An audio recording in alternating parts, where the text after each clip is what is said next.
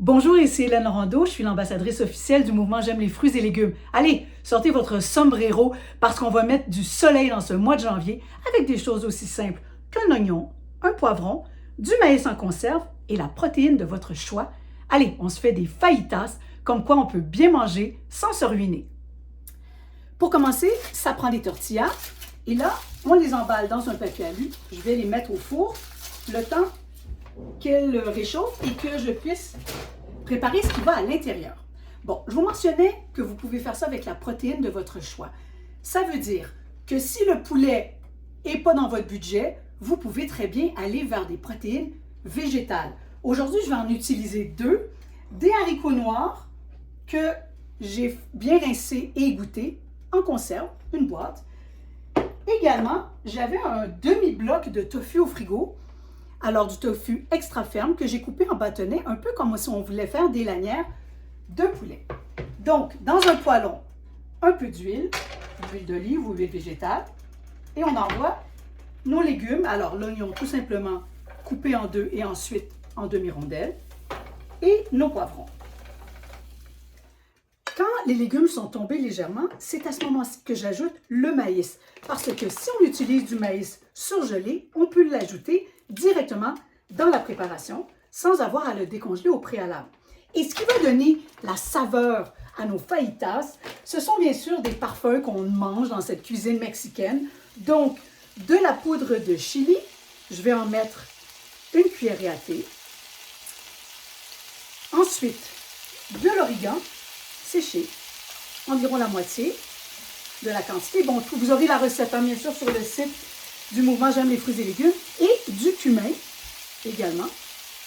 Cette odeur très typique aussi de cette cuisine mexicaine. J'ajoute une gousse d'ail également. Et du jus de lime, bien sûr. Ça ne va pas juste dans les margaritas, hein, la lime. Ça va aussi dans les préparations. Attendez. Je vais mettre ça un peu gros. Voilà. Mon Dieu, ça sent tellement, tellement bon. Vous voyez que j'appuie sur le côté de la lame du couteau, évidemment pas le côté tranchant. Et en faisant, on peut vraiment bien diriger le jus de nos agrumes, là où on veut qu'il soit, et non pas dans nos yeux ou partout autour. Voilà, donc, c'est un petit coup ici. Bon, ça va bien. C'est ici également que je vais ajouter mes haricots noirs. Ils sont déjà cuits, hein? Donc, bon, attendez, on en a assez. Ça, c'est notre protéine. Donc, j'y vais quand même généreusement dans le haricot. Et ensuite, on va ajouter le tofu. Quand même assez délicatement, puisque même si c'est du tofu extra ferme, ça reste quand même un peu fragile. Oh, puis tu sais, si ça se défait un peu, ça s'en va dans notre tortilla et il n'y a personne qui va s'en rendre compte. Je vais ajouter juste encore un petit peu d'huile parce que je trouve que je n'ai pas été assez généreuse. Et voilà, on laisse tout ça s'imprégner des saveurs. Ensuite, on peut goûter, puis le fun, c'est quand on sort les tortillas, puis que tout le monde se le prépare comme il veut. Je vous donne quelques options. Donc, pour garnir et assembler le fajitas, je commence toujours par mettre du fromage râpé. Maintenant, si vous l'avez acheté en spécial, déjà râpé, tant mieux pour vous. Sinon, c'est toujours plus économique de l'acheter en bloc et de le râper vous-même. On ajoute nos beaux légumes et le tofu qui a pris toutes les saveurs qu'il y avait dans la poêle.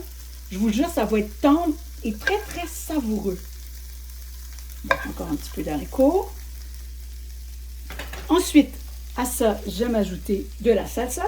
En fait, qui n'aime pas ajouter de la salsa? Vous la prenez douce ou piquante à votre goût. La coriandre, on la lave juste à la dernière minute parce que sinon elle va s'affaisser. Et là, on peut garnir, si on aime, un peu, beaucoup, à la folie, ou pas du tout. C'est pas obligatoire. Et voilà. Moi, j'aime beaucoup, comme vous pouvez voir. Et là, je vais vous montrer comment on roule le feuilletat pour éviter que ça coule de tous côtés. On replie la base. Et avant de rouler, on fait une autre petite pochette ici dans le coin qu'on vient juste fermer pour éviter les fuites dans la base. Et là, on roule en n'ayant pas peur de serrer le tout. Et voilà.